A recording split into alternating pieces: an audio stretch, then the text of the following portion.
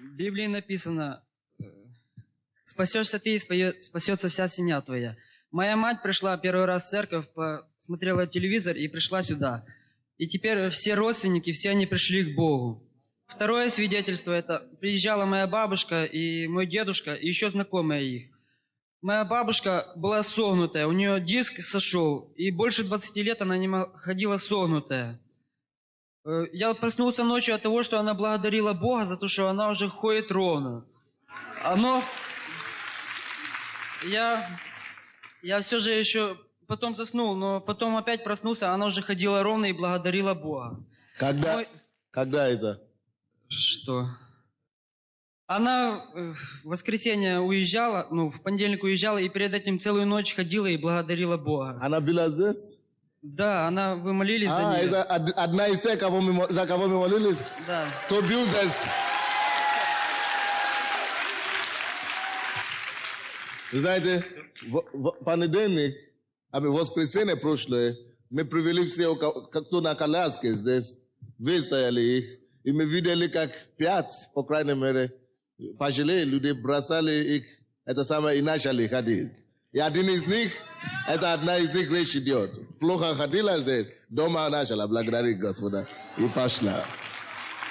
Слава Господу. У кого-то еще есть свидетельство? У меня есть. Может быть, вы думаете, почему он на шуба вечер?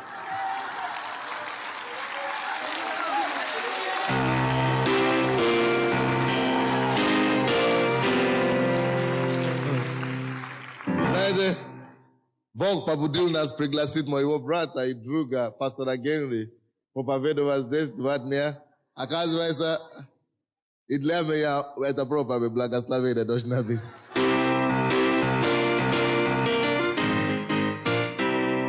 Аллилуйя. Хороший. Бог туди меня благословил. Я даже не знал, кто принес шубу. Но я пришел домой в воскресенье, и я говорю, жена тебе подарили шубу. Да, это тебе подарили.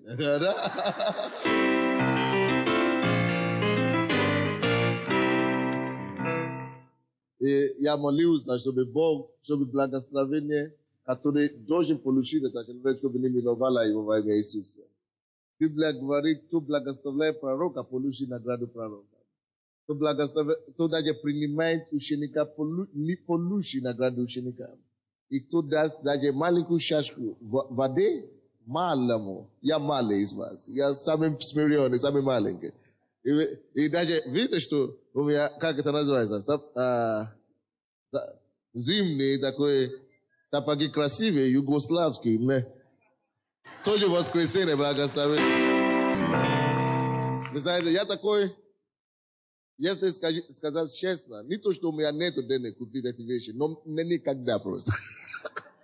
Я слишком занят проповедовать Евангелие.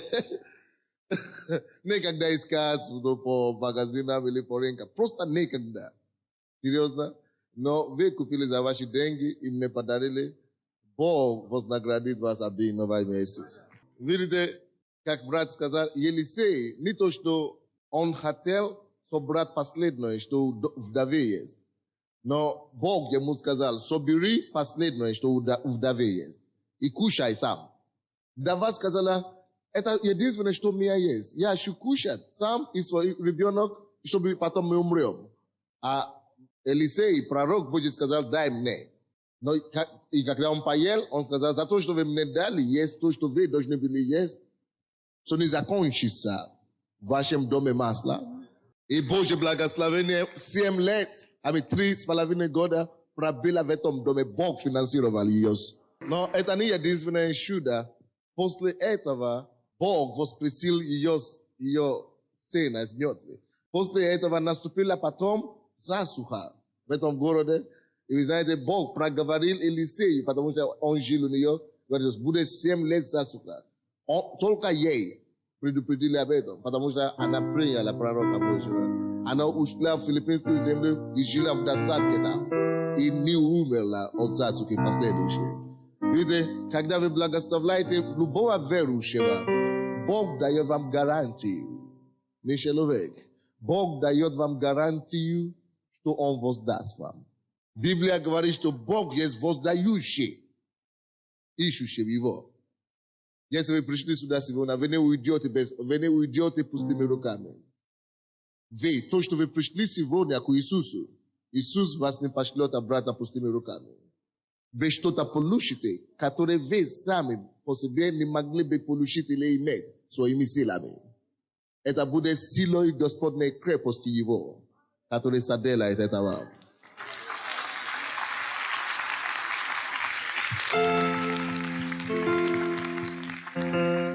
И человек, который имеет проблемы, который глух на одно ухо, вы глух на левое ухо, готовьтесь сегодня, Бог откроет ваше ухо. Человек, у кого есть опухоль в груди, готовьтесь сегодня, Господь удалит эту опухоль. А также у кого кисть болит, готовьтесь. Еще проповедь не началось. Не только это, еще подготовка. Просто готовьтесь. И уйти домой здоровой рукой. Слава Богу, с праздничком.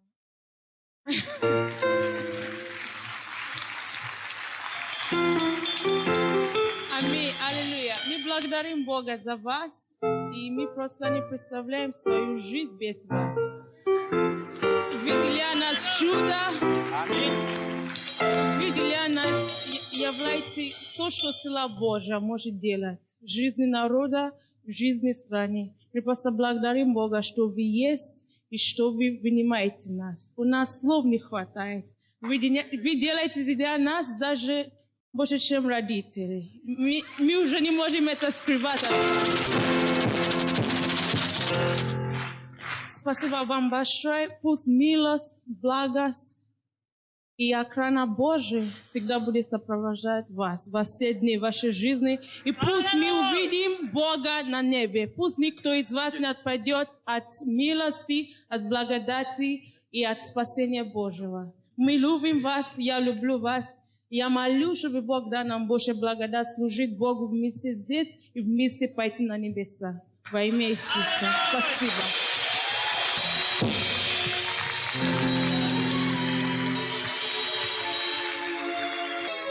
Я просто скажу несколько фраз, которые, наверное, вы уже слышали от меня.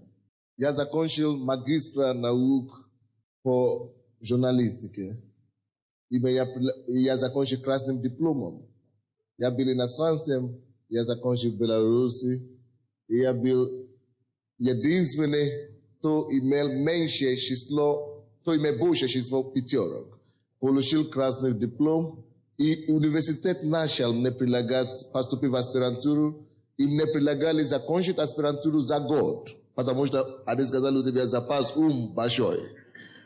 Что ты можешь, ты справишься. Но мне об этом дело. В это же время другой призыв пришел. Бог мне сказал, я хочу, чтобы ты бросил институт, университет, аспирантуру тебе хватит. И я хочу, чтобы ты отказался от стипендий, и чтобы ты начал работать для меня. Я сказал, Господь, если я уйду с учебы, с университета, я уже не буду платить стипендии. Мое государство финансировало меня 7 лет. Сейчас меня выгонят с общежития. Вы знаете, меня выгнали с общежития, в конце концов. Правительство института, университета так обиделось, это правление университета так обиделось на меня, что они пошли в Авир, милиции, и жаловали, что это человек отличный, а он ударился за религию. Это было в Беларуси в 92-93 году. Меня вызвали в дом парламента, Верховного Совета. И туда позвали меня, некоторые чиновники дома правительства. И сказали, я не знаю, кто организовал это, наверное, наш проректор. Сказали, что это человек отличный, большое будущее. Он ударился за религию. Он занимается пропагандой религиозной деятельности. Либо ты, если ты не хочешь учиться Божье, уезжай домой. Или мы тебя выгоним в стране. Я сказал, вы знаете, я не только пропагандист, религиозный идеал, я и агитатор. Вы знаете, Они не поняли. Они думали, что либо что-то с ним ненормально. Они думали, что мое будущее в журналистике. Но через несколько лет, когда я приезжал обратно в Белоруссию, некоторые из моих профессора приходили слушать мои лекции. И я не знал, что у них. Я вижу, что они сидят в зале. Но когда я вышел на сцену, Бог начал мне перечислять проблемы в зале, которые есть. Оказывается, все проблемы, которые я перечислял, и это были их проблемы. Вы знаете, они после проповеди выскочили ко мне, начали плакать. Почему ты это не делал, пока ты учился? А что, к чему я веду? Когда меня выгнали с общежития, ами комнаты, где 4 человека жили, вообще на улицу, вообще без никакого. Я говорю, Господь, мое правительство уже мне не платит стипендию, с общежития меня выгоняют. Грожают меня выгнать из страны, а ты сказал, что я должен быть миссионером здесь, в СССР. Тогда была СССР. Я говорю, Господь, я даю свою жизнь тебе, ты спас мою душу. Я был грешником, я был отвратительным грешником. Молодым человеком, но когда мне было 19 лет, ты нашел меня из грязи, Господь. Ты очистил меня. Показал мне, что ты живой Бог. Омыл меня своей кровью. Все, что ты требуешь от меня, я хочу отдать тебе.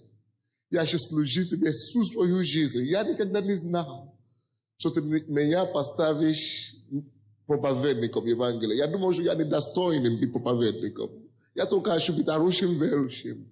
Кто будет платить деньги в церковь и помогать верующим. Но ты доверял меня больше. Ты меня призвал, чтобы быть проповедником Евангелия. Я отдаю свою жизнь теперь тебе, Господь. Если я умру в СССР, то я отдаю свою жизнь тебе. Я готов умереть только чтобы хотя бы одного человека спасти, пожалуйста. Хотя бы одного белоруса, хотя бы одного украинца, хотя бы одного русского человека спасти ради моей души. И я готов делать все, проповедовать Евангелие и так далее. Я не знал никогда тогда, что день придет, когда я стану перед тысячами людьми, чтобы провозглашать его имя. Я не знал, что он имел в виду для меня, что он имел в плане. Я просто решил на свой риск послушаться ему. Но, братья, Бог верен. Он сказал, я переживал очень. Маме и папе там, далеко в Африке. 6 лет я не ездил домой. Я говорю, Господь, но я отдаю все тебе. Но вы знаете, Бог верен. Он сказал, если кто оставляет отца и матери ради меня, чтобы послушаться мне, тот получит 100 раз больше. Здесь, на земле и на небе. Если кто оставляет дом или хозяйство ради меня, тот получит 100 раз больше здесь, на земле и в жизни грядущей.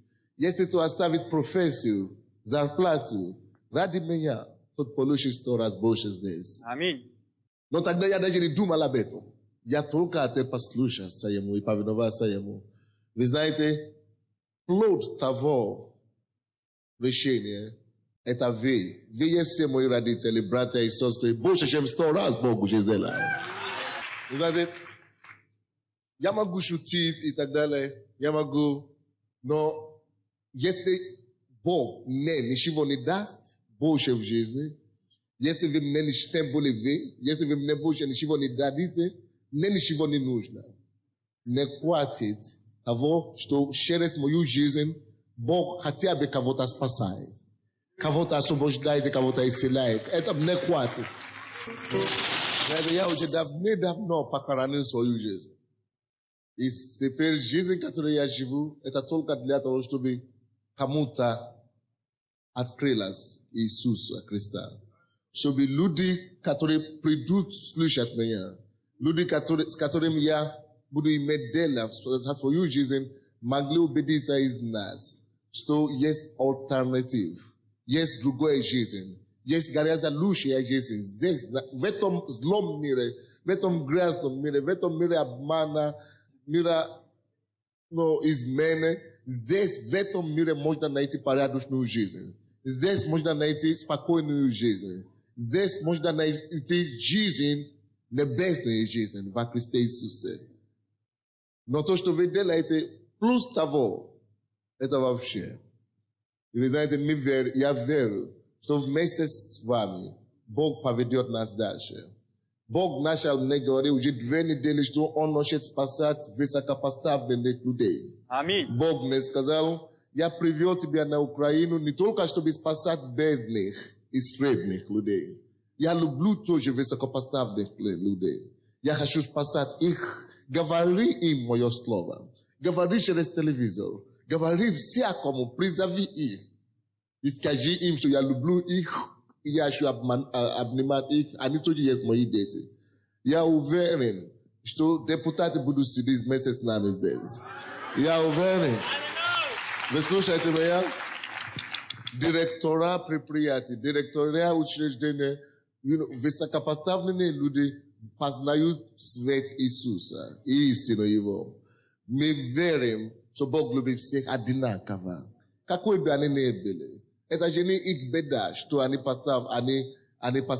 Наоборот, это привилегия, это они должны прежде всего даже знать о Боге. Но Бог откроет им глаза, и они поймут во имя Иисуса. И кроме того, это тоже не беда этих мафиозников, что они там находятся, или преступников. Бог тоже хочет их спасать. И Он хочет сгруппировать всех нас вместе, и преступники бывшие, и проститутки бывшие, и дать нам радость изобильную. Здесь вместе. Братья и сестры, держите, пожалуйста, мою руку. Поддержите меня в этом деле. Давайте будем вместе угодить Богу. Я нуждаюсь в вас. И я верю, что Бог, который привел вас, приведет и поможет вам, чтобы мы могли делать все то, что Он поручит нам делать на Украине. Я приехал сюда один. У меня ничего не было, без жены, без дома, без родных. Один человек, голый человек. Просто один. Сейчас я имею жену, Бог меня благословил женой прекрасно. Сейчас я имею церковь чудес. Я считаю, что моя церковь самая лучшая в мире. Знаете, я был в Северной Америке, я был в Африке, я был в Европе, я был больше 15 странах мира. Знаете, и я видел разных верующих, глубоко в моем сердце. Бог знает, я ценю вас больше всех. Будьте благословенны. Аллилуйя! Я вас также всех поздравляю с Рождеством Христовым. Аллилуйя! И послушайте, пусть все ваши мечты, которые есть у вас, они исполнятся в этом году во имя Иисуса Христа. Аллилуйя! Все то, что у вас есть в вашем сердце. Но у меня также есть свидетельство. Пожалуйста, вы можете садиться.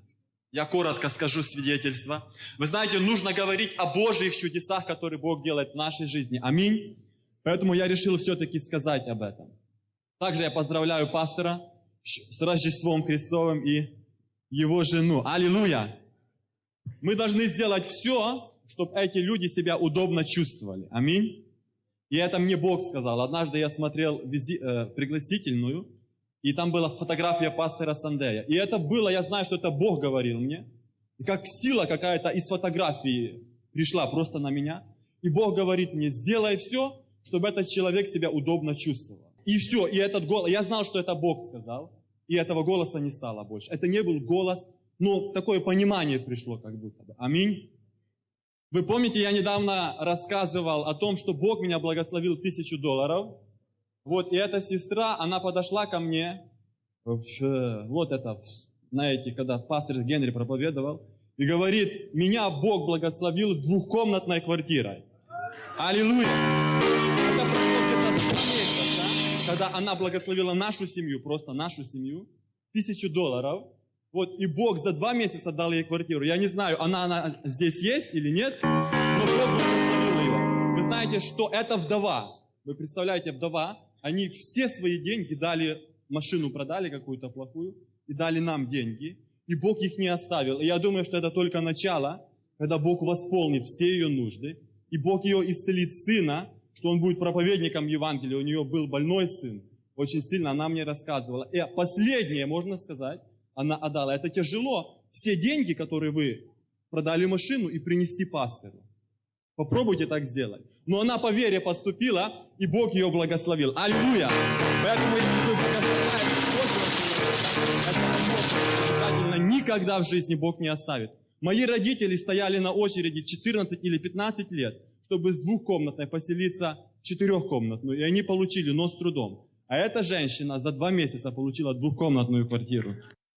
Сегодня мы отмечаем рождение Иисуса. Сделай твоим детям подарок, мой Бог. И дай им знать, что они пришли к живому Богу.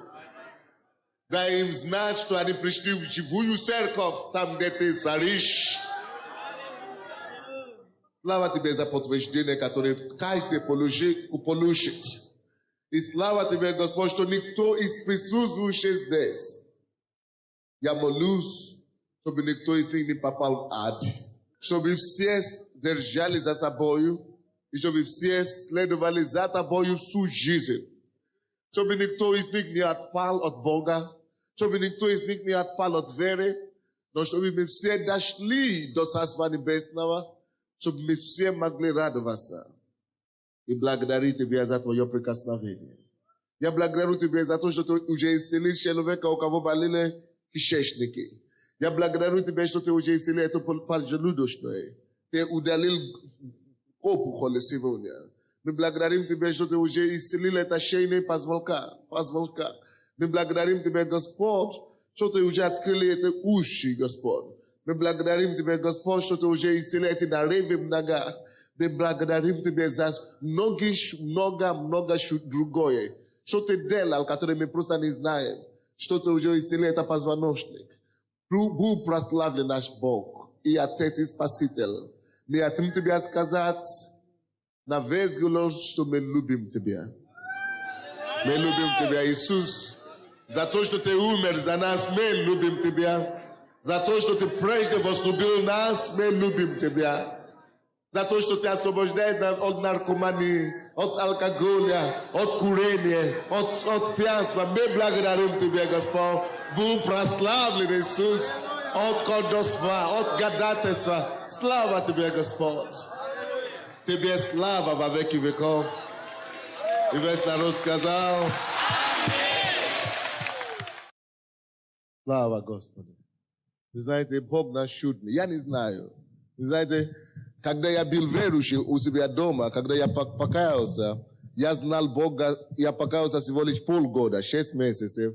И меня послали в 1986 году учиться в Советском Союзе. Все сказали: вот там атеисты, там коммунизм, там ты забудешь о Боге. И когда я сижу дома, в аудитории, в классе, в университете, и эти профессора говорят, по ленински марксизма и так далее, что доказывают научный атеизм и так далее. Я в это время, я разговаривал с тем Богом, а кого-то говорит, что его нету. А я с ним разговаривал прямо там в зале. И вы знаете, потом, конечно, они все пришли и попросили прощения, что просто нельзя, поэтому просили. Но вы знаете, только 6 месяцев у меня были такие давления, такие гонения. Кому бы я не сказал тогда, что я верующий, они сказали: поехал. Человек полностью, вроде бы человек как человек, а он про Бога, как это говорит. Это было тогда. 11 лет, 10 лет тому назад, это было давно. Сейчас они все верующие, слава Богу. Но что я говорю вам? Что чудеса и знамения – важный элемент существования Бога. Если Он есть, пускай докажите нам, что Он есть. Если Он есть, покажите нам Его действия. Что Он делает, чтобы помочь людям? Вы знаете, очень многие интеллектуалы, слишком многие люди говорят, слишком катастрофы в мире происходят. Больные дети рождаются, почему Бог ничего не делает? Они не понимают, что Бог делает. Бог просто ждет, чтобы мы к Нему обратились. Они думают, что, а если Бог, хороший Бог, почему так много катастрофы? Они не понимают, что не Бог делает катастрофы. Дьявол есть царь, маленький царь этого мира. Это он правит этим миром. Он только не правит тех людей, которые обращаются к Богу. Когда Бог дает им Его охрану. И они выходят из правления сатаны. атак, весь мир лежит под непосредственным правлением сатаной. Поэтому что ему угодно, то он и творит здесь. Если бы это Бог правит этим миром, не было бы все это. Но придет время, когда Бог будет править миром. Бог правил миром раньше, а потом было все порядок. А потом он передал Адаму. А потом Адам подарил это кому? Дьяволу. Адам не выдержал искушение. Этим самым он передал мир, правление землей Адаму. Дьяволу, извините, сатане. И аренда, срок правления Адамом, который Бог ему дал, это определенный срок. Этот срок еще не прошел. Когда этот срок закончится, это значит автоматически правление сатаной заканчивается. И когда этот срок заканчивается, земля опять переходит на правление кого? Бога. Именно тогда произойдет второе пришествие Иисуса. Когда Антихрист, он уберет Антихриста и всякого зла, и всех людей, которые не поверили в Иисуса. Но в будущем мире будут жить только те, которые приняли Иисуса в сердце и живут с Иисусом сегодня. А остальные будут мучиться в аду. О чем Библия говорит? Поэтому, если вы говорите, почему Бог не правит миром? Подождите, если вы придете в церковь, Он будет править вашей жизнью. Поэтому Царство Божье, церковь, это государство в государстве. Мы не живем по принципам злого мира. Мы не живем по принципам мира, который правит дьяволом. Мы живем по принципам Царства Небесного в церкви. Вот почему Бог поднимает именно настоящую церковь сейчас. Вы знаете, что много церквей есть в городе. Но Бог не хочет, чтобы его церковь только была сплошная традиция и обряды.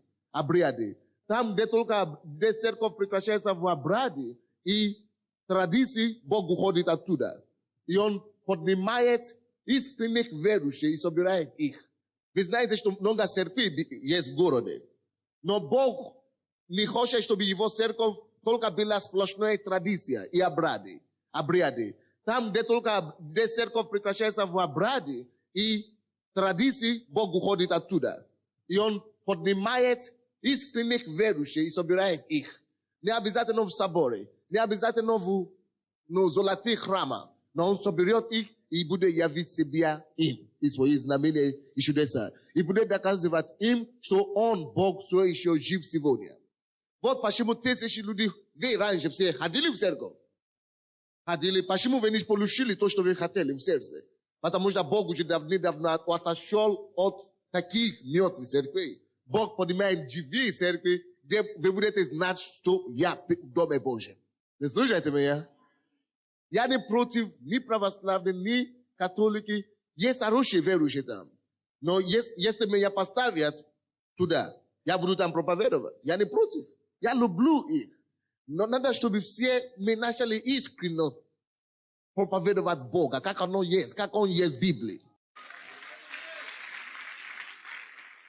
Чтобы люди знали, что Бог это не религия, Бог это не просто рисунки, что Бог это живая личность, в душе нужно его принять и верить в него.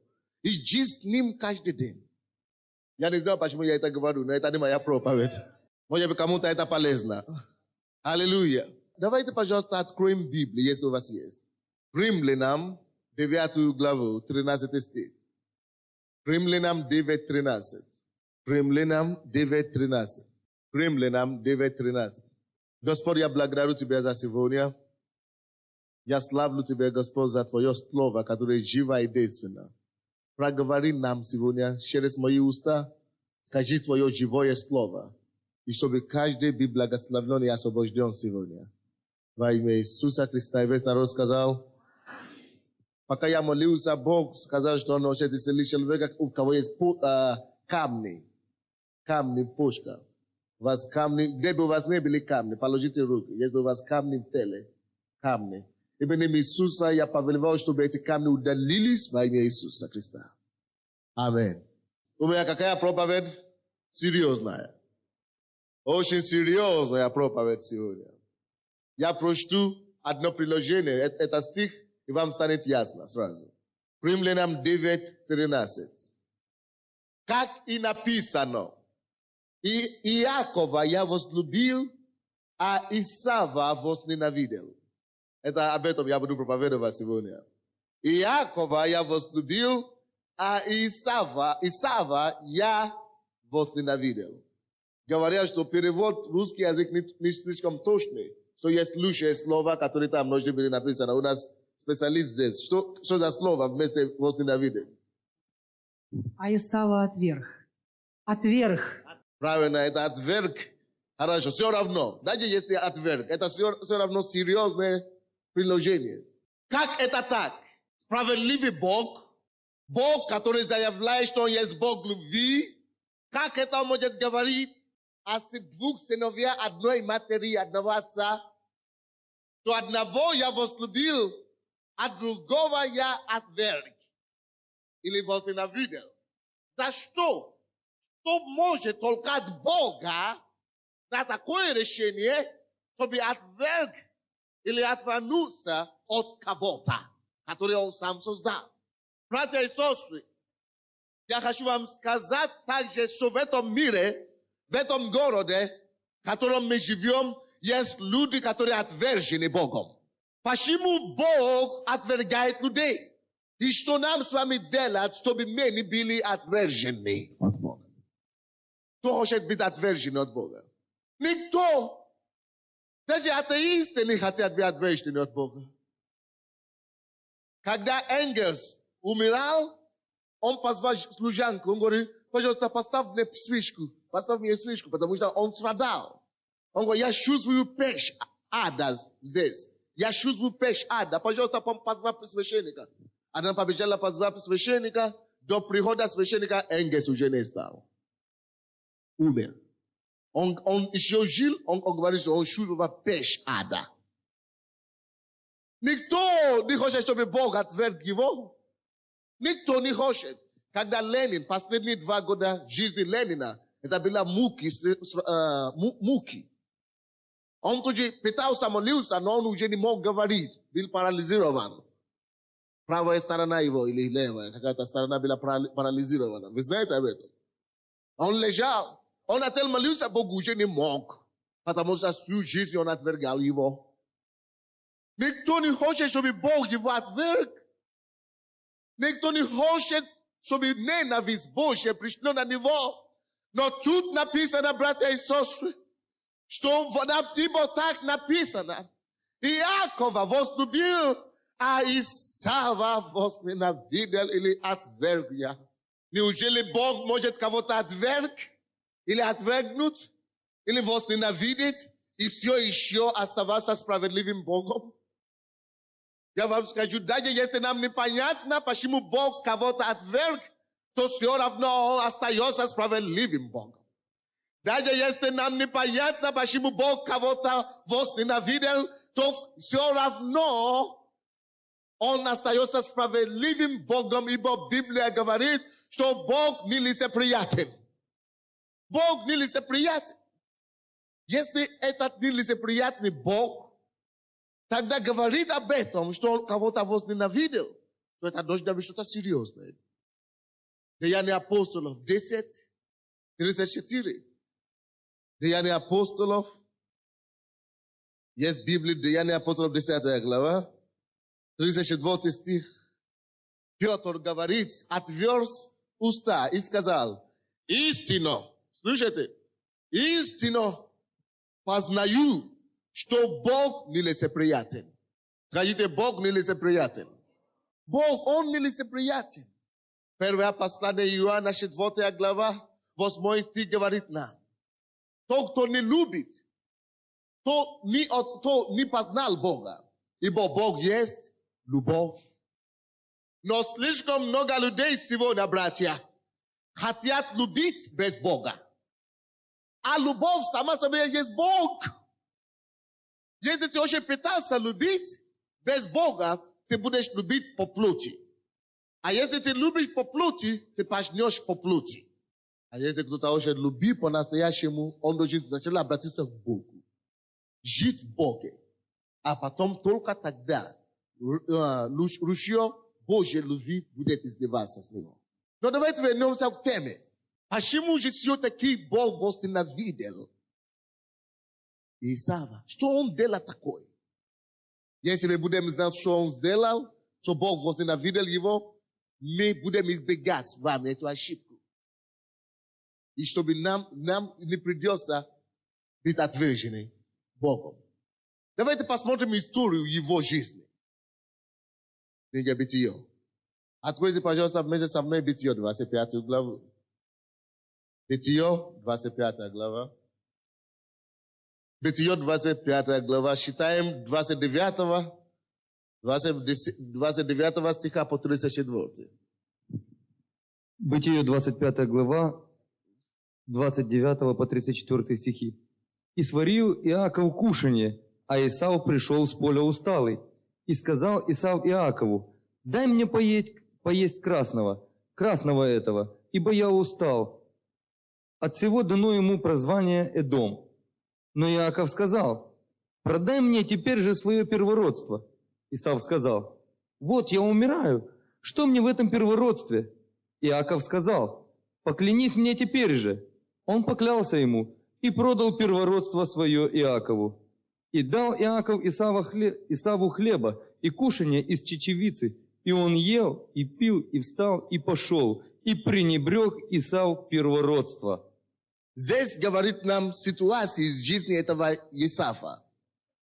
Библия говорит нам, что Исав есть, охотник. Он пришел с поля однажды, и у него он был голодный. Он был голодным и решил попросить у его брата Иакова кушать. Его брат Иаков был очень плохим человеком. Он был обманщиком и хитрым человеком, творением. Потому что Иаков само по себе обозначает хитрость, хитрый. И этот человек хитростью попросил, вы знаете что, у Исава торговаться его первородством. Знаете, вы никогда не поймете значение этого поступка, если вы не будете знать, что такое первородство. Что такое первородство, который продал Исав? Представляете, он пришел с поля, он был голодным, ему предложили продать его первородство, и он пошел на это о чем нам говорит. Это говорит нам о том, что Исав или Исава руководил его чувства. Плод руководила Исава. Похоть руководила его. Я еще не видел человека, который не кушал один день и умер от этого. Есть некоторые люди, которые не кушали 2 дня, 10 дней, они не умерли. А это пришел с поля. За один день он говорит: я умираю. Я все угодно дам, чтобы кушать красное. Человек, слушайте, пожалуйста, братья мои. Человек, который руководим его аппетитом, его чувством, его плотью, его потребностью, плоская только потребность, он хуже, чем животного. Именно такие люди, руководимым плотью, отвергают и продают свое первородство. Из-за плот многие семьи уже разрушены. Когда человек имеет аппетит, допустим, пить, и не может остановиться, он руководится плотью. И он губит себя и разрушает свою семью. Когда человек руководимым желанием курить, он губит свое здоровье, не может остановиться. Это руководимый плотью. Поэтому мы приходим к Богу. Послушайте меня, это у нас все есть. У меня тоже было. Я тоже руководился плотью. Я тоже жил по плотью раньше. Но поэтому Бог приводит нас к Богу. Когда мы приходим к Богу, Бог обрезает тебя от желания жить по плоти. Он очищает тебя и дает тебе способность отказываться от алкоголя, отказываться от курения и отказываться от нездоровья аппетита. Сексуальные аппетиты нездоровые. Поэтому люди меняют жену, изменяют мужа и так далее. Потому что они руководимы плотью. Они не могут править своей плотью. Но Иисус говорит, я пришел не для здоровых. Я пришел не для тех, которые уже хорошо живут, которые уже не руководимы плотью. Я пришел для плохих. Я пришел ради них, ради больных, чтобы привести их к себе. Иисус поэтому родился, чтобы мы раньше, которые руководили плотью, чтобы мы могли прийти к Нему, Он освободит нас от этого и дает нам свободу. Вы слышите меня? Но если Иисус тебе предлагает свободу, а ты говоришь, что все равно мне Иисуса не нужно. Я лучше отдам Иисуса и будем мне кушать. То такого человека, хочет не хочет, рано или поздно будет отвержен Богом. Вы слышите меня сейчас? Теперь давайте вернемся к нашей проповеди. Что значит первородство, от которого отказался этот Исав? Первородство обозначает в еврейском традиции, что первенец, мальчик, который родился в семье.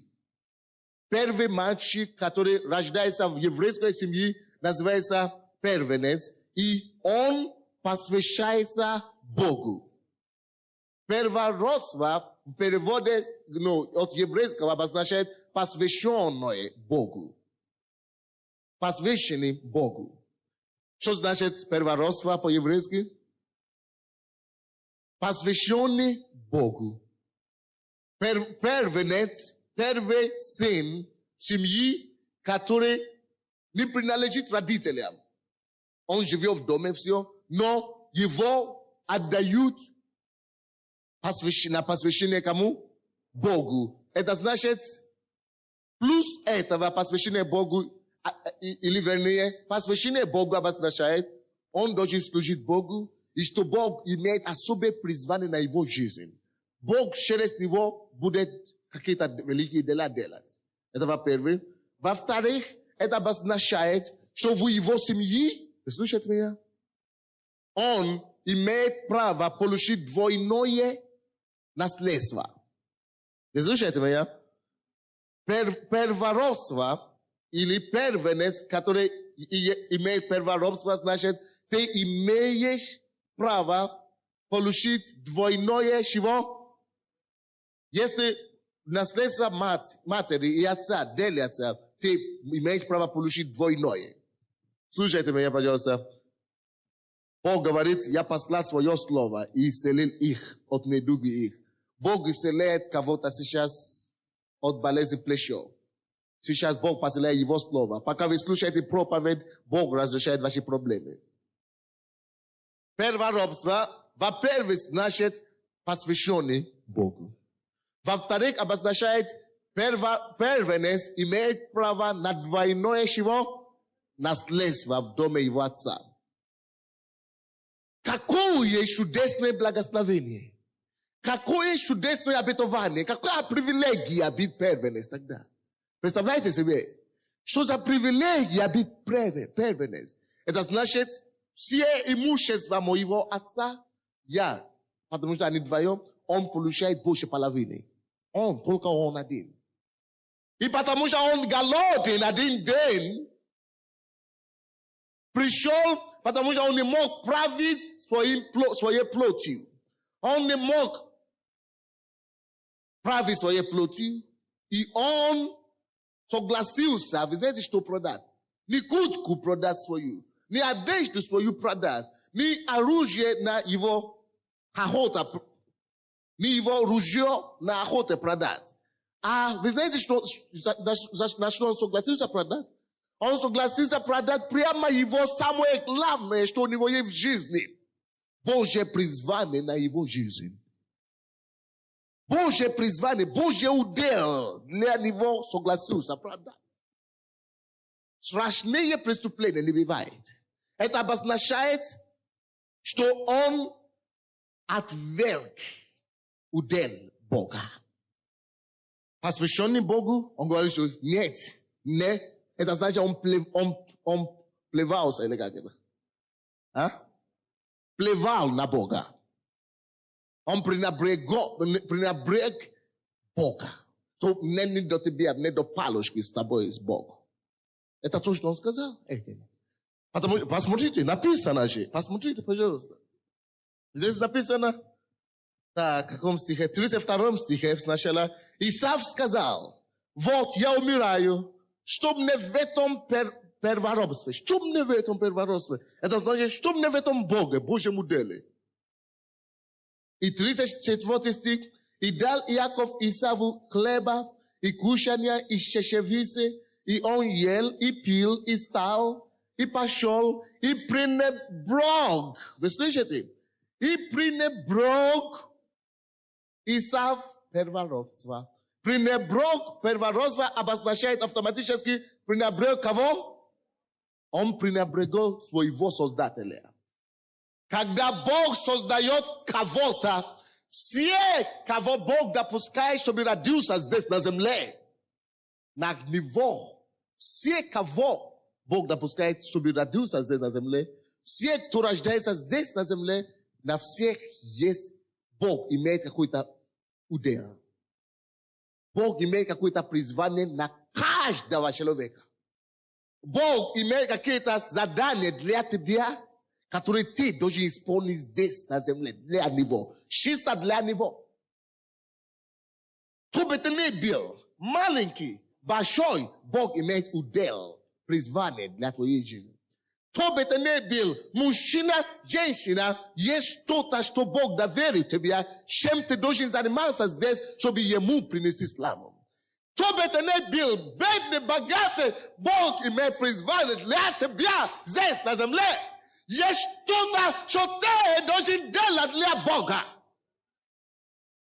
Скажите соседу, Бог имеет задачу для тебя здесь на земле. Алло? Я вам докажу. Я вам докажу. Откройте, пожалуйста, книгу Иеремия.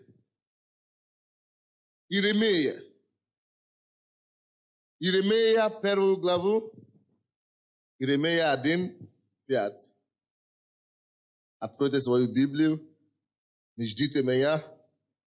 Иеремия 1:5. Здесь Библия говорит, Иеремия 1:5. Прежде, нежели я, Бог говорит, прежде, нежели я образовал тебя в чреве, я познал тебя. И прежде, нежели ты вышел из утробы, я осветил тебя. Пророком для народов поставил тебя. Братья и сестры, вы слушаете, что мы читали? Бог здесь говорит, что прежде чем он образовал человека, он уже его узнал. Поэтому люди, которые совершают аборт, слушайте меня, всякий человек, кто совершает аборт, совершает тяжкий грех. Потому что он проявляет жизнь того, кого Бог уже познал. И назначил какую-то задачу. Это не только ответственность перед этим ребенком умершим. Это ответственность перед живым Богом, который создал этого ребенка. Если вы совершили аборт когда-нибудь в вашей жизни, я знаю, что многие из вас делали аборт, как только что вы пришли в церковь, вам надо раскаяться в этом. Очень быстро. Если вы еще не раскаялись в вашем грехе об аборте, сейчас вам надо попросить у Бога прощения и каяться, чтобы Он простил вас. За жизнь. Чтобы Он не просил и чтобы Он не отомстил грех и жизнь этого человека, этого ребенка от вас. Вы слушаете меня? Это тяжкий грех. Потому что Библия здесь говорит, прежде нежели я образовал тебя в чреве, я, Бог, познал тебя. Ты веришь, что Бог тебя познал, пока ты еще там? Он познал. И тогда ты не мог сказать внутри, что нет, я инженером стану. Я обойдусь без тебя, Бог. Ты не был никто тогда еще в чреве. Бог определяет все то, что Он хочет, чтобы ты был. Ты не мог говорить, что я вообще не верю, что ты есть Бог. пока ты там был. Это не то. Люди, когда они были маленькие, детьми, все были святыми почти. Все были невинными. Мы все становимся плохими только из-за греха. Из-за образования ложное, которое мы получаем. Из-за информации, которую мы вложим в себя. И поэтому мы начинаем отойти от Бога и отворачиваться от Него. Но Бог нас таковыми не создал. Никого Бог не создал атеистом. Никто не был коммунистом или атеистом, когда он был маленьким еще в утробе матери.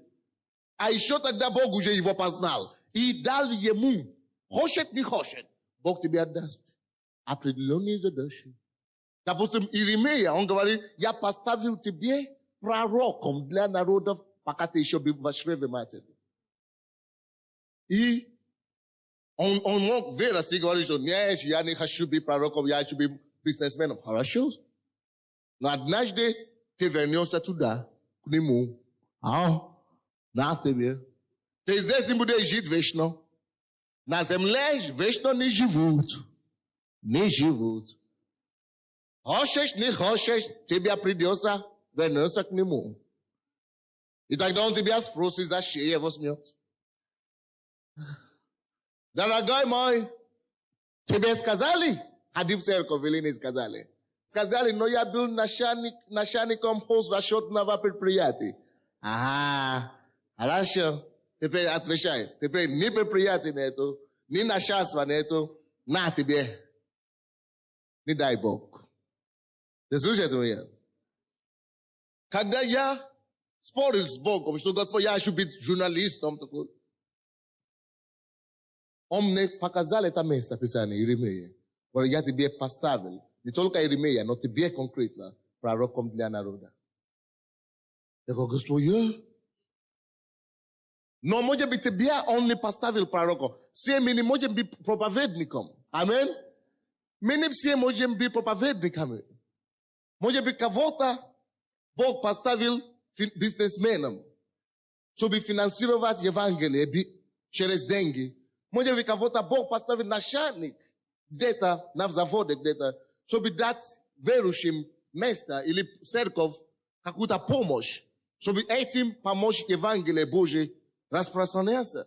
Может быть, тебя Бог поставил, он дал тебе хороший голос, чтобы ты пел. Может быть, Бог тебе дал просто теплое сердце, чтобы ты ободрил людей. Может быть, Бог тебе просто позвал быть молитвенником, чтобы только молиться в церкви. Но что-то Бог тебя позвал делать. Ты не лишний в Доме Божьем. Скажите друг другу, ты не лишний. Нету лишнего в Доме Божьем. Нету лишнего у Бога. Амин. Здесь написано, я познал тебя, и прежде нежели ты вышел из утробы, я осветил тебя. Пророком для народов поставил тебя. Бог исцеляет человека сейчас с этой стороны. У вас болит тоже почка, но левая почка. Я сказал раньше о правом почке Бог исцелял, но сейчас Бог исцеляет левую почку. Если это у вас болит почка левая, пожалуйста, поднимите вашу руку. Ой, много вас. Положите руку сюда. Именем Иисуса Христа будьте здоровыми. Женщины, если у вас выпадает волос, положите руку на голову сейчас. Бог хочет исцелить вас.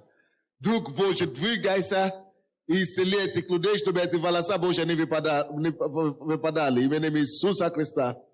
Амин. Человек, у кого болит плечо, очень серьезное, вам даже грозит гипс. Плечо, особенно с правой стороны. Именем Иисуса, я молюсь, чтобы это плечо исцелилось полностью. Перелома, будь здоров. Амин. То есть для каждого человека есть Божье призвание. И представьте себе, что человек скажет, да, конечно, я знаю. Если человек не знает, вы слушаете меня? Если человек не знает о Боге, или никто ему не рассказывал, он не знал, что существует Божье призвание, это одно дело. Правда? Мы с вами жили в миру, как хотели, так и жили, мы не понимали ничего. Нам никто не сказал. Библию мы пытались читать, мы не поняли ничего оттуда. Потому что никто нам не сказал, и мы это не знали. Но Исав знал прекрасно, что такое Бог. Исав знал, что он первенец. Исав знал, что у него есть первородство. Но он нагло пошел на то, чтобы предпочитать плод, то, что кушать, на Бога. Вы представляете себе, что это значит? Ты покушаешь, через 5 часов ты забудешь, что ты уже кушал. Послушайте во мне. Всякое удовлетворение, что плод тебе дает или может давать, это временное. Женщины и мужчины, которые не могут править свои эмоции, которые занимаются блудом, прелюбодеянием, ты переспишь с этим человеком, и через 5 минут, может быть, тебе будет хорошо, но через час тебе уже отвратительно. Но почему не может держать себя и быть порядочным человеком? Всякое, что плод дает, оно кратковременно, с одной стороны, с другой стороны, все, что плод тебе дает, ты станешь рабом. Этой вещи, что плод тебе дает. Ты станешь рабом, и этим дьявол будет тебя угнетать, и убить, и уничтожать. То есть, то, за что ты пошел на поводу плоти, именно этим он тебя убьет. Этим он тебя уничтожит. Если ты пошел по поводу алкоголя, ты умрешь от алкоголизма. Если ты пошел по поводу измены жены или мужа, ты умрешь от прелюбодеяния или ты умрешь от болезни, которая с этим связана.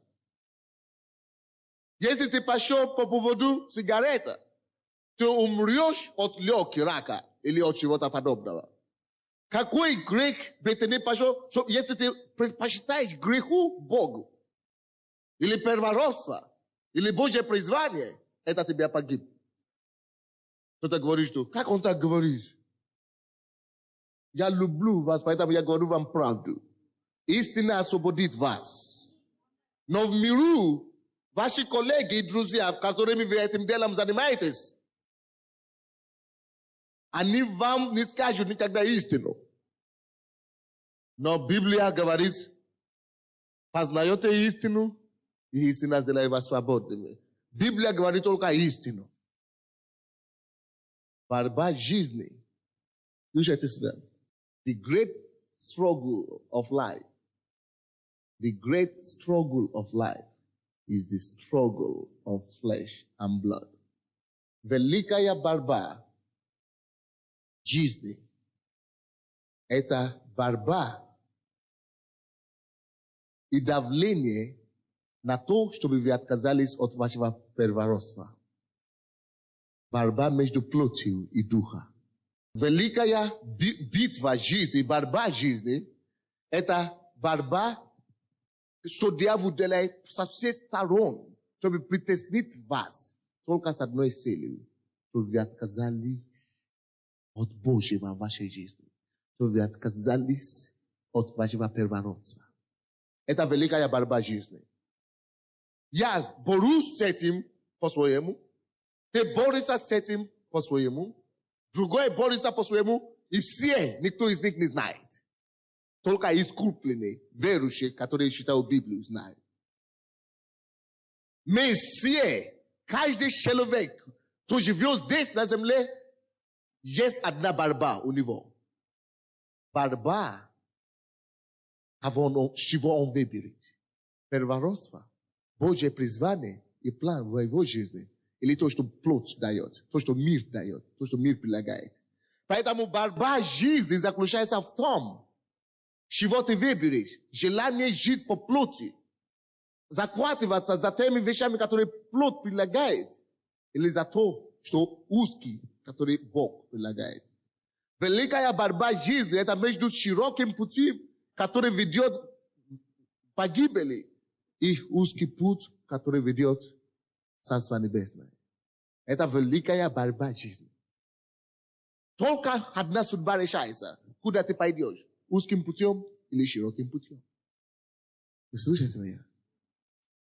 Я не знаю, как это передать по-русски. Бог не помоги. Хорошо. Давайте посмотрим, вы поймете сейчас. Давайте посмотрим Евангелие от Матфея, 4 глава. Посмотрим жизнь Иисуса. Евангелие от Матфея. Можно было читать всю главу 4, но давайте будем читать только 8 и 10 стихи. 8, 9, 10 стихи. Евангелие от Матфея 4, 8 стиха по 10. 8 стиха по 10. Опять берет его дьявол на весьма высокую гору и показывает ему все царства мира и славу их, и говорит ему: все это дам тебе, если падший поклонишься мне. Тогда Иисус говорит ему: отойди от меня, сатана, ибо написано: Господу Богу твоему поклоняйся, и ему одному служи. Братья и сестры, слушайте и обратите внимание. Это единственная борьба жизни заключается в том, кому ты будешь служить. Желанию твоей плоти, чтобы делать то, что плоть тебя подсказывает, хочется делать. Или остаться в узком пути и послушаться Слову Божьему. Даже Иисусу пришлось пройти через эту великую борьбу жизни. Что за борьба? Дьявол дал ему знать все богатства. Библия говорит, дьявол берет его и показывает ему все царства мира, и всю славу мира, все богатство мира. Каждый день твоей жизни дьявол всегда будет тебя показывать царства мира и славу их, приятные вещи в этом мире, привлекательные вещи в этом мире. Либо это будет блуд, либо это прелюбодеяние, либо это пьянство, либо это какие-то вещи, которые ты знаешь, что не совсем правильно, но ты все равно это привлекательные вещи этого мира. Дьявол постоянно тебе будет показать. У него только одна цель. Откажись от первородства. Откажись от первородства. Откажи от первородства. Выбери это. Вот здесь интереснее. Вот здесь компания. Вот здесь престиж. Вот здесь репутация. Вот здесь репутация. Вот здесь то. Вот здесь другое. Это великая борьба жизни. И твоей жизни ты должен знать эту истину. Бог говорит, что вы познаете истину. И истина вас делает свободными. Если дьявол увидит, что ты любишь репутацию, ты любишь хорошая компания, он говорит: видишь, большинство, посмотри, большинство людей так живут. Живи так себе на здоровье. Вот большинство людей. А ты хочешь критика? Ты хочешь критику? Ты хочешь, чтобы на тебя смотрели так и смеяли над тобой? Не, иди сюда. Даже если до Иисуса дьявол дошел, чтобы показать ему все приятно мира сего, все царство мира сего, и сказал ему: Иисус, посмотри, я тебе дам все это. Представляешь, престиж. Тебе все будут уважать. Представляешь, тебе все скажут, что ты красивая, такая крутой такой. А ты пойдешь в эту церковь, где ничего нельзя делать. Вы слышите меня? Это великая борьба жизни. Показал ему все царства мира и славу их. И говорит ему: все это. Бог только что исцеляет еще одного человека поджелудочного. У вас камень поджелудочной. Во имя Иисуса удались вон. Бог только что исцеляет этого человека сейчас. Но послушайте меня. Даже до Иисуса эта борьба дошло. Он говорит, дьявол говорит Иисусу: ты посмотрел, как там хорошо в миру? Как там приятно с этими друзьями? Ты посмотри, как там престижно. Вот, поклонись мне. Падший, если падший, поклонись мне. Тогда дам тебе все это.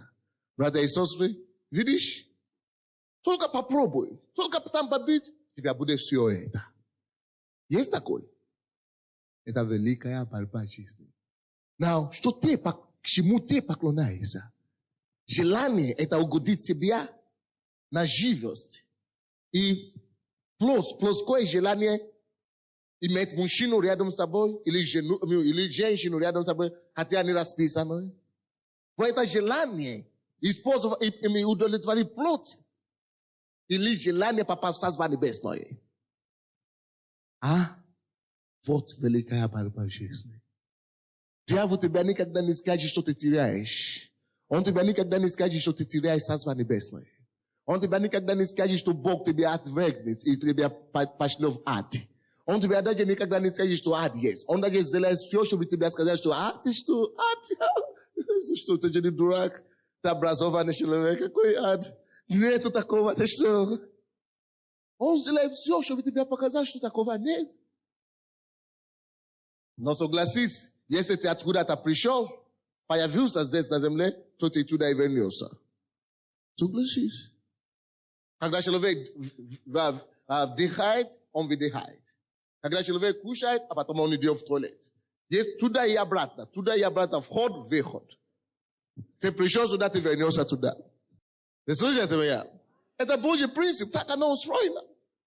Ты пришел сюда, будешь отвечать там. Вот. И дьявол тебе занесет, сказать, он закроет от тебя. Закроет.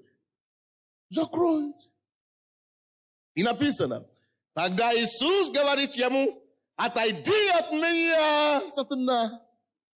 Ибо написано, Господу Богу твоему поклоняйся, и ему одному служи.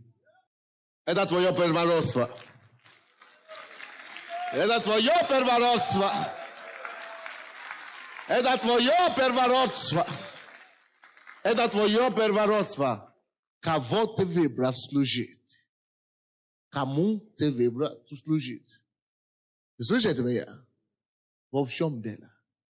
Братья и сестры, великая борьба жизни. Это какая? Кому угодишь, кому ты будешь служить. Богу одному. Написано одному Богу служить. Или ты хочешь служить плоти. Это была проблема Исава. Или как его? Исав видел, что у него есть первородство. Что все равно все это будет чего? Все равно все богатство этого мира станет нашими верующими, когда Иисус придет. Все это наше, все равно мы наследуем землю. Но он не думает о завтрашнем день. Он только сейчас хочется. Животное какой-то страсть. Животное страсть. Хочется. Соседке пойду. Хочется. Или уловлю кого-то на улице. Хочется. Оттуда спид полно в городе сейчас. Ну, хочется что-то. Мало ли, что хочется. Аминь. Но мы не такие люди, которые свое первородство выбрасывают на собаку. Мы сохраняем свое первородство. Аминь. Что такое первородство в твоей жизни? Первородство в твоей жизни – это то, что ты знаешь внутри, что Бог тебя призвал делать. Может быть, на работе или твоим родственникам рассказать о Боге. Это твое первородство. Будешь ли это ты делаешь? Или тебя предлагали, мне только что предлагали работу, $1000 зарабатывать в месяц. Это же до Бога, даже до церкви по воскресеньям. Тогда можно $1000 зарабатывать. Не до Бога, зачем не до Бога сейчас? До долларов, но не до Бога. Великая борьба заключается в том, что дьявол будет предлагать вам, слушайте, братья, особенно те, которые хотят ехать во Францию и в Америку. Слушайте, мир постоянно будет вам предлагать что-то. Если Бог призвал тебя здесь проповедовать, а в это время ты хочешь поехать зарабатывать, ты продал свое первородство. Но если ты хочешь поехать зарабатывать, потому что Бог сказал, что ты призван здесь проповедовать, но это будет через 10 лет. А пока иди зарабатывай. И деньги дай другим, которые проповедуют, чтобы помочь им. Это хорошо. Баланс надо иметь. Ты не служишь этим деньгам. Но когда вы поедете в Америку, там будет искушение. Там кто-то предложит тебе выйти замуж. А ты обещал Богу, что я вернусь, буду проповедовать Евангелие. Предлагали выйти замуж, что поделаешь, мне уже 35 лет, надо выйти, конечно. Особенно на американца выйти, это же на француза, это же иммигранта, это же... Дьявол постоянно будет вам предлагать компромисс. Так? Многие мне говорили, я попал в церковь, и я хочу ходить в церковь. И тут, братья, я получил работу. А раньше такую работу, о чем я мечтал. И мне не получается ходить в церковь. У тебя что не хватит ума, подумай, что у тебя на первом месте. Первичное, что работает ли Бог. Если у тебя Бог, Бог тебя еще даст такие работы 10 еще. Великая борьба жизни, первородство. Великая борьба жизни, первородство. Кто-то скажет, мы скажем кому-то, мы вам хотим предлагать ехать в Америку, зарабатываете $4000 в месяц. Говорю, хорошо, я подам церковь половину, 50%. Поехал туда, пощупал деньги. 4000! Не, зачем церковь вообще половину? Зачем? Я только 10% дал. Борьба за первородство. Борьба за первородство. Борьба за первородство. Когда Бог меня призвал ехать в Америку, остался на Украине, работать миссионером, без денег, без зарплаты, без церкви, без ничего. Мне предлагали в Швейцарии работать журналистом, корреспондентом и зарабатывать пару $1000 в месяц. Мне написали письмо из Англии, что здесь есть шанс зарабатывать, у тебя красный диплом. $2500 в месяц. А ты пастор, ничего не получаешь. Борьба за первородство. Борьба за первородство. Борьба за первородство. Первородство – это тот удел Божий, то, что Бог тебя призвал делать. Ты знаешь, что ты должен ходить, ты должен служить Богу, но со стороны туда дорого. Туда смотреть. Ты же голодный. Но продай, но плевай на это самое, ну. Тебе же надо выйти замуж, сколько тебе лет. Ну, плевай на эту церковь, ну. Тебе надо жить. Борьба. Великая борьба жизни. Это что? Первородство. Скажи Богу, Господь, я не продам ни за что мое первородство. Ни за что не продам свое первородство. Помоги мне, Господь. Помоги мне, Господь. Не продай свое первородство. Первородство – это Божий удел в твоей жизни. Это твое призвание. Это то, на то, что Бог тебя призывает. Это ту задачу жизненную, которую ты должен осуществлять для Бога здесь на земле. Давайте быстренько пойдем. Евреям. Евреям 11 глава. Откройте, пожалуйста. Евреям 11. У Моисея тоже был такая борьба. Евреям 11, 24, 25 стихи. У Моисея тоже была такая борьба. У каждого, кто живет здесь на земле, будет такая борьба. Узкий или широкий путь. Продать или сохранить, и проголодать. Но проголодаешь, ты будешь проголодать только несколько часов. Исав забил о том, что если у него хватит терпения, он сам наварит себе это красное. Через 2 часа будет готова картошка и хлеб. Через полчаса, да? Может быть. Но максимум через 2 часа будет готова твоя красное. Продать или подождать 2 часа. Если ты выбираешь первородство, если ты выбираешь Бога, то, что ты думал, что ты потеряешь, ты сохраняешь. Ты ничего не теряешь, выбирая Бога. Никогда. Я мог бы ездить на Mercedes или BMW, 2 года, 5 лет тому назад, я не ездил, но сейчас зато я езжу. Видите как? Подожди 2 часа, и то, что ты думаешь, что ты потеряешь на всю жизнь, будет. Многие из вас, вы могли бы уйти из церкви в прошлом году, чтобы искать себе работу. Я сказал вам, я всегда говорю вам, что если Бог, если ты молился Богу, ты верил, и Он не ответил тебе, это не то, что Он не ответил тебе, твое чудо просто опаздывает. И твое чудо у Бога не опаздывает. Это, если опаздывает, это значит, Бог хочет улучшить его. Слушайте меня?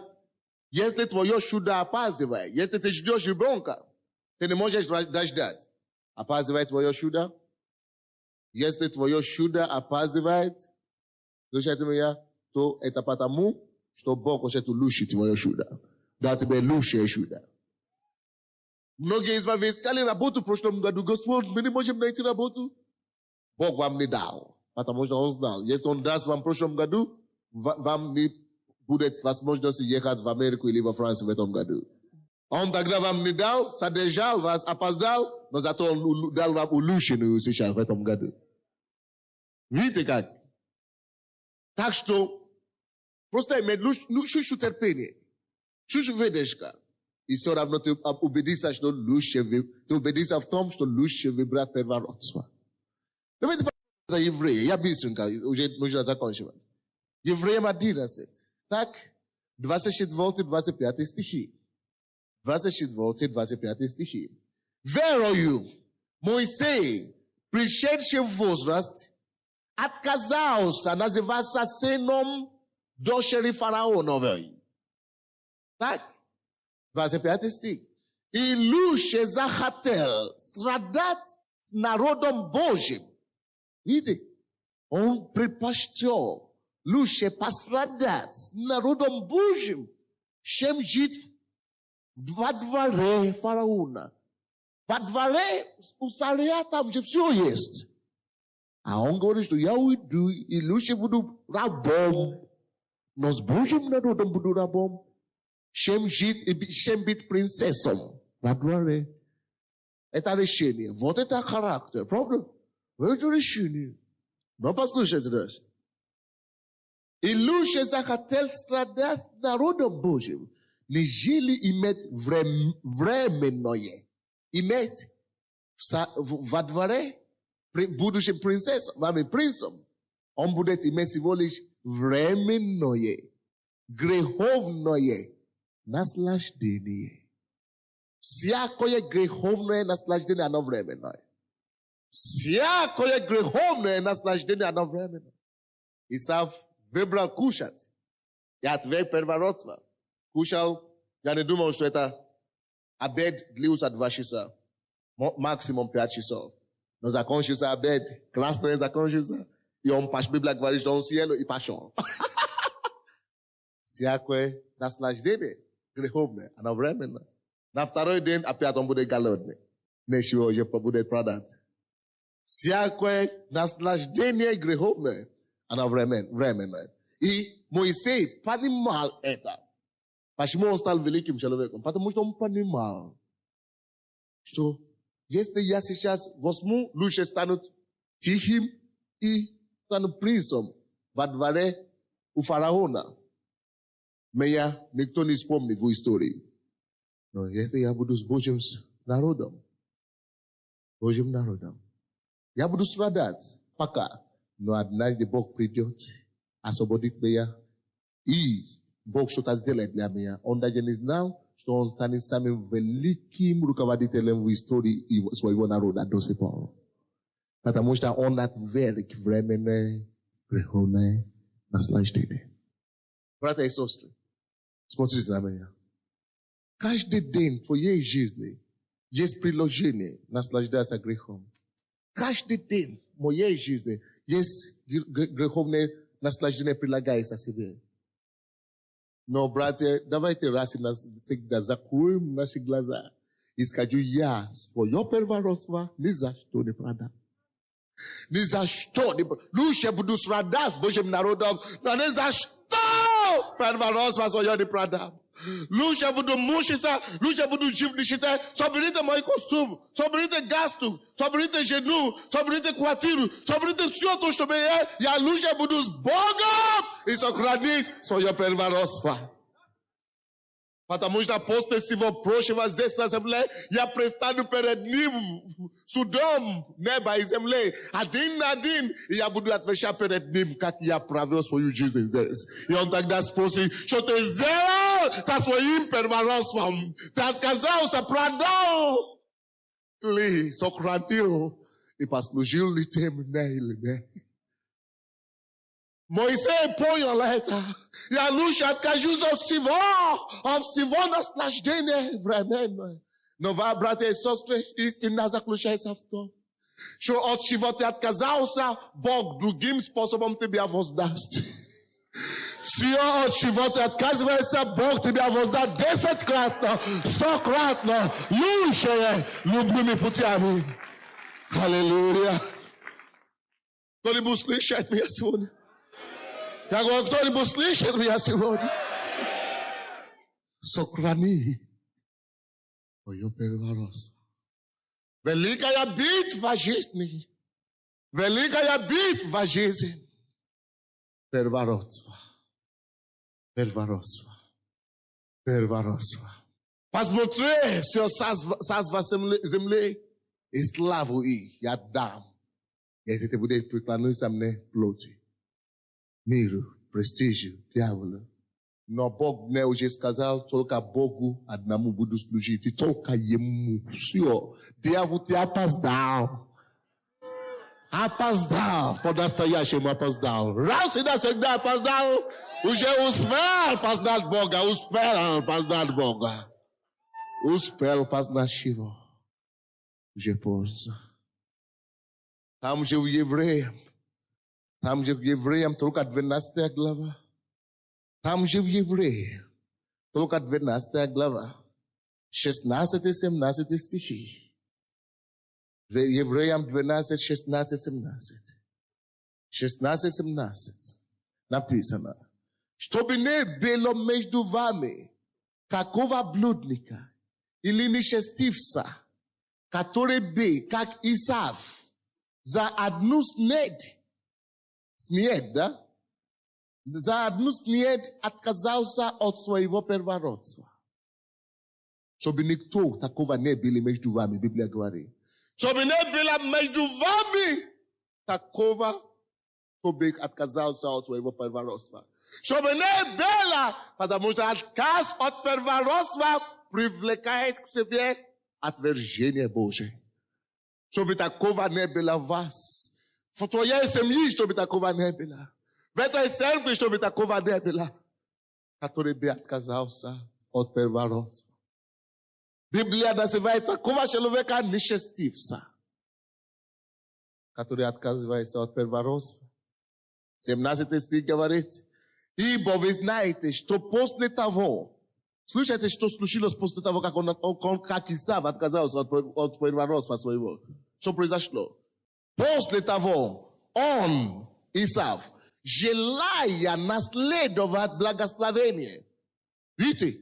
После того, как он уже съел красное, уже все, проел, проглотал, уже все прошел. После того, как уже все, аппетит угасил, он говорит, теперь у него, как ни странно, появилось иметь благословение от первородства, от которого он уже отказался. Ты не отказался. Чего тебе еще? Он, потому что, когда ты уже поел, греховное наслаждение, оно временное. Все, поел и закончил. Теперь жажда, душа начинается, жажда за настоящее что-то. Вы, многие из вас уже пробовали всего, что есть здесь на земле. Но все равно ваша душа жаждет что-то. Многие из вас имеют хорошее положение. Но все равно это не то, что-то еще вам надо. Но слава Богу, что вы не отказались, как Исав. Но он, после того, как он уже отказался, Библия говорит, он потом возжелал наследовать благословение. И написано, был отвержен. Это подтверждение то, что Валерий Александрович говорит, что вас ненавидел, а отвержен, что это правильно. Вот здесь написано уже. Он был отвержен. Не мог переменить мысли отца.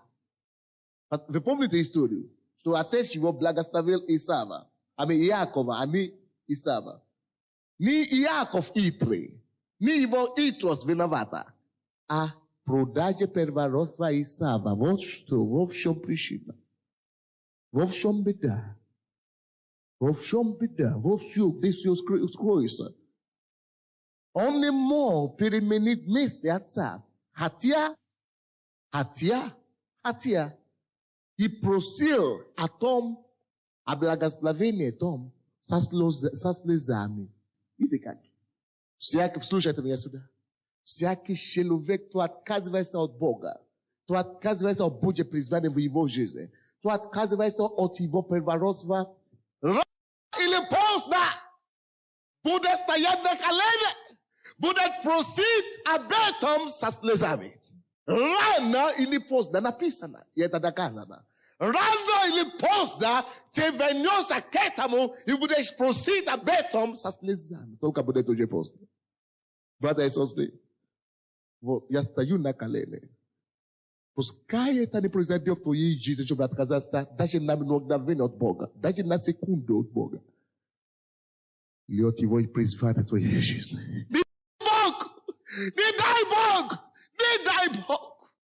Все, что тебе надо, чтобы сохранить твое спасение, твое призвание, твою чистоту во Христе Иисусе. Ты сделаешь все. Ты выдержишь все искушение. И потом получишь венец славы за твое терпение во имя Иисуса.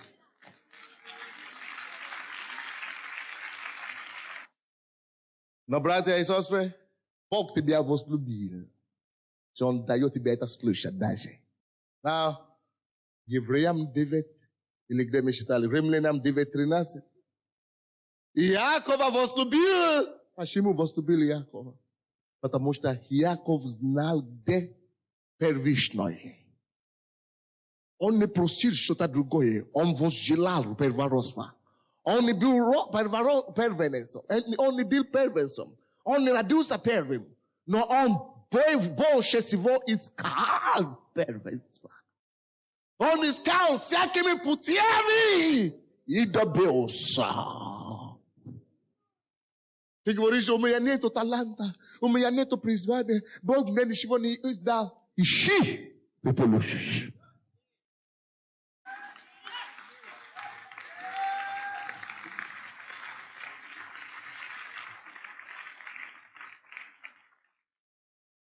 Вот таких Бог возлюбил, таких Он любит, потому что желаю и добьюсь. Ищи Бога, ищи Божье, ищи что-то, что ты мог бы делать для Царства Божьего. Ищи что-то, что ты мог бы прилагать церковь. Ищи что-то, что ты мог бы делать, чтобы помочь распространению Евангелия по всему миру. И ищи себя что-то, чем ты мог бы помочь церкви, верующим. Ищи как-то, как ты мог бы помочь спасать других людей. Ищи и прилагай Богу это. Библия говорит, таких, кто ищет, кто не зря ни на что, Бог любит. И они получают. Если у тебя нет способности, если ты умеешь говорить, а тебе, прославляй Бога, а тебе молись как-то, а тебе что-то делай, Поэтому у нас около 30 служений в этой церкви. Мы просим всех, пожалуйста, найдите себе служение какой-то в церкви. Найдите себе служение. Мы хотим помочь вам. Мы только хотим вам помогать. Я уже служу. Служи твоим первородством. Но давайте посмотрим все-таки, почему Бог отверг его. Вы уже поняли, почему. Но я хочу это доказать вам на основании слова. Откройте, пожалуйста, вместе со мной Евангелие от Матфея, 10 главу. Евангелие от Матфея, 10 глава. Это, наверное, уже последнее место Писания. Но Евангелие от Матфея 10. Я буду заканчивать, потому что одно слово хватит для мудрого, говоря. Или как говорится? Ну, у нас на английском есть такая поговорка, что слово достаточно для мудрого.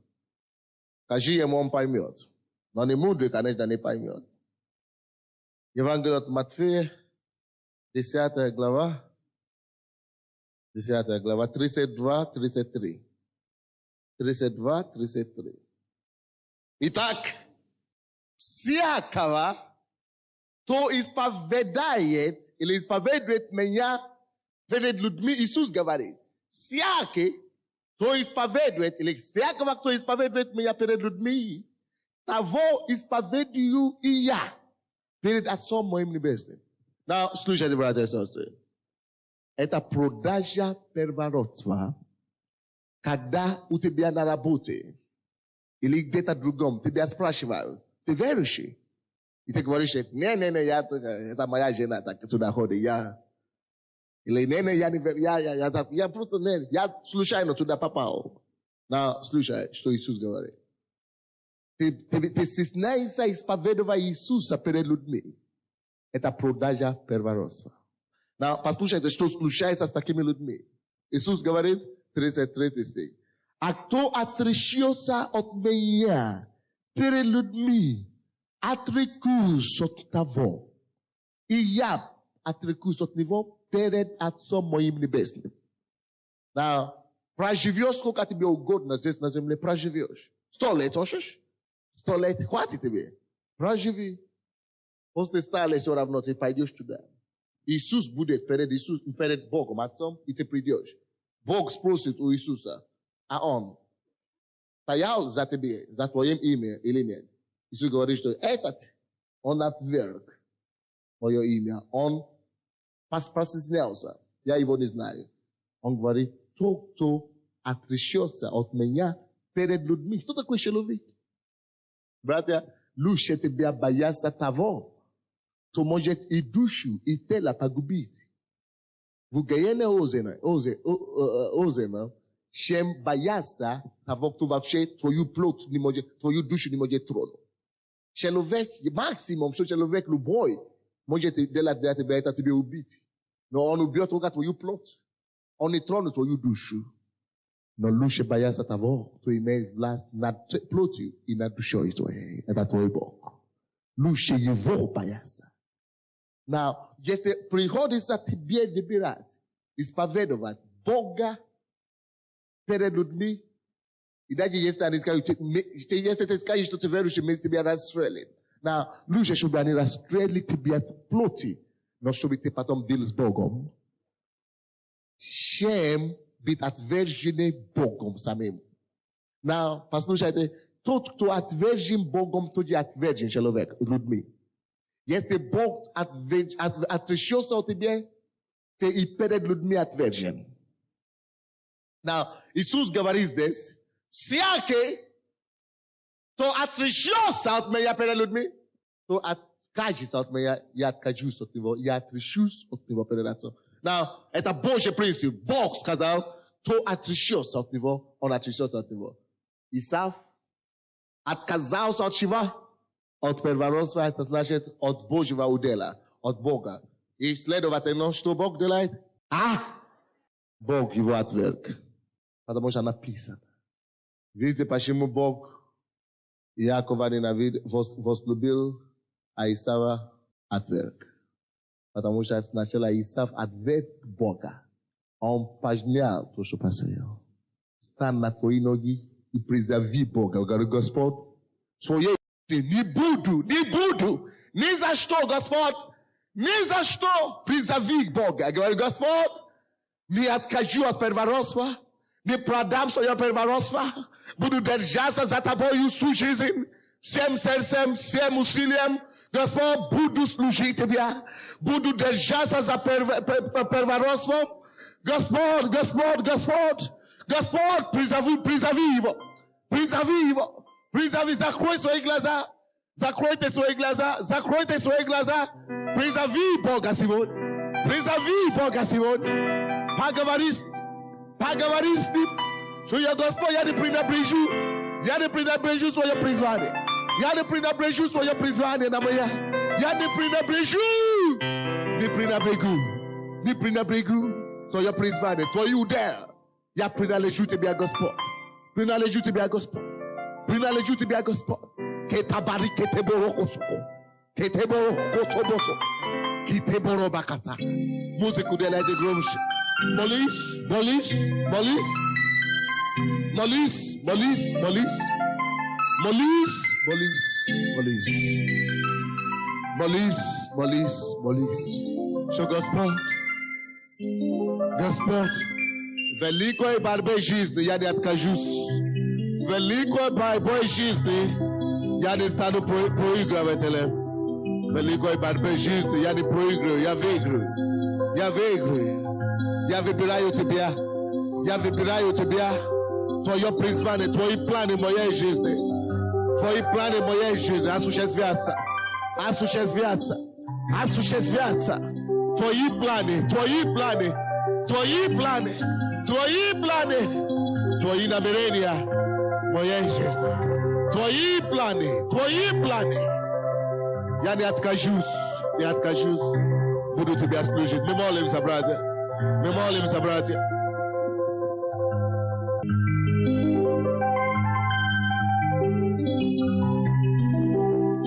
Скажи ему, Господь, я отдаю тебе на твое служение, свое положение, свою репутацию, свою специальность.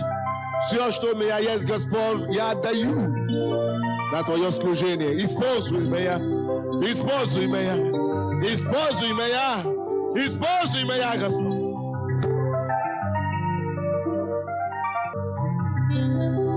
Призовите его, поговори с ним. Что, Господь, я сдаюсь репутацию тебя, престиж тебя, стейдж тебя, системение тебя, свои зарплаты, престижи тебя. Я сдаюсь Иисусу. Все, что ты хочешь, сделай через меня. Все, что ты хочешь, сделай через меня. Все, что хочешь, пускай исполнится твоя воля. Твоя воля исполнится. Пускай твои планы исполнятся в моей жизни. Твои планы пускай исполнятся. Во имя Иисуса. Поднимите свои руки, повторите за мной молитву. Повторите за мной молитву. Подними свои руки, повтори за мной молитву. Господь, я благодарю Тебя, что Ты открыл мои глаза сегодня. Выбрать Твой удел в моей жизни. Господь, я капитулирую с Тебя. Я отдаюсь полностью Тебя. Все то, что я имею, это Твое. Ибо Ты мне дал. Ибо написано, человек ничего не может иметь, если не будет дано ему с неба. Поэтому, Господь, я не осознаю, что все то, что у меня есть, дано мне с неба. И я отдаю тебе обратно на твое служение. Я выбираю первородство. Я выбираю твое служение. Господь, услышь меня. Используй меня. Возьми меня. Господь, употреби меня, Господь. Употреби меня, Иисус. Чтобы принести счастье, радость и спасение людям. Употреби мое положение. Мой престиж, мою репутацию, мою красоту, все, что у меня есть, я этим буду прославить Тебя. Буду прославить Тебя. И не отойду от Твоего дома. Никогда, Господь. Никогда, Господь. Не отойду. Не отойду. Буду наследовать Царство Небесное. Наследую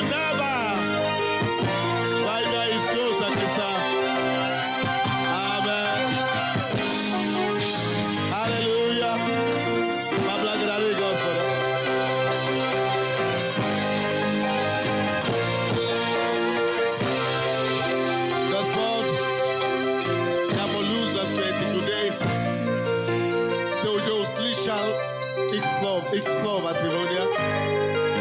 Они все принимают решение следовать за тобою.